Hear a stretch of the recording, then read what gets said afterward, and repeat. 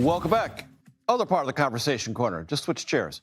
Republican Congressman Max Miller, he's under some pressure to end his campaign for re-election, but he's defying that. And there's a deadline, a second one, on a ballot status, which is approaching quickly. So all this is really getting sort of pressurized. The two-term congressman has asked the House Ethics Committee to investigate allegations of domestic abuse raised by his ex-wife.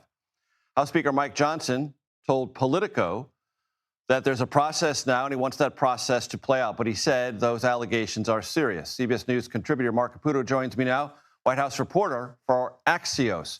So, Marc, you're very dialed in to the Trump White House. Max Miller is known to the president. He's known to the first Trump administration. He's known to the second Trump administration. What are you hearing? Well, as we reported the other day, President Trump, while publicly saying he wasn't going to get involved, personally called Max Miller and asked him sort of to drop out, but he didn't quite clearly say, hey, you need to drop out. He just said things are looking bad for you. It's not looking good, and strongly sort of urged him to consider. But there was no direct ask. And publicly, Trump has said that he likes Max Miller. He likes Miller's ex-wife. It's a sad situation. And he's sort of neutral in it. So the pressure point that could be most brought to bear on Miller, President Trump, is not there. And the president also knows Bernie Moreno, senator from Ohio, Max Miller's father-in-law. His daughter is the litigant in this very ugly divorce case. He said yesterday his family has been in the seventh ring of hell, and today he basically implied that Max Miller, a sitting congressman, has pretty serious mental health issues that need to be addressed. Well, welcome to the ugly world of divorce cases and custody cases. And a further wrinkle in here is that Donald Trump's Bedminster golf course was where the Millers got married. So it's an incredibly sort of very personal, internal MAGA situation where no one really wants to deal with it.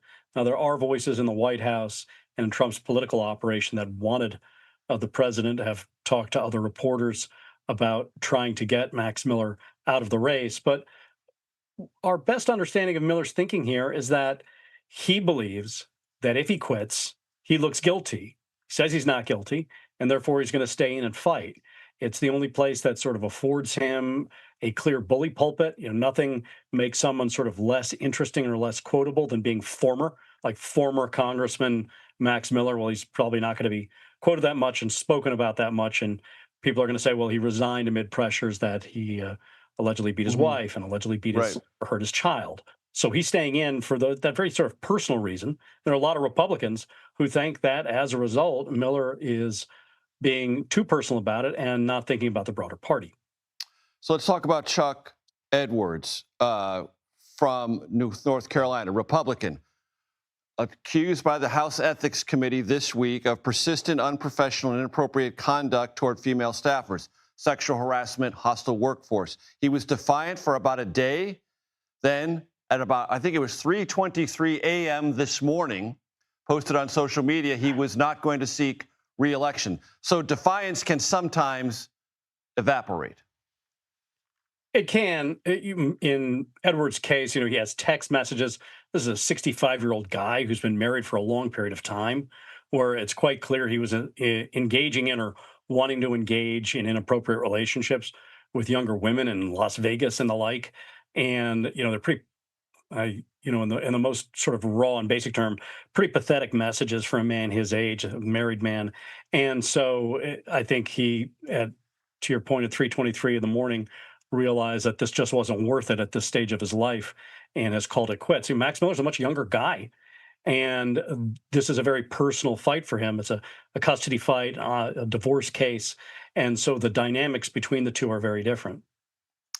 Marc Caputo, Axios, CBS contributor. Always great stuff. Thank you so much.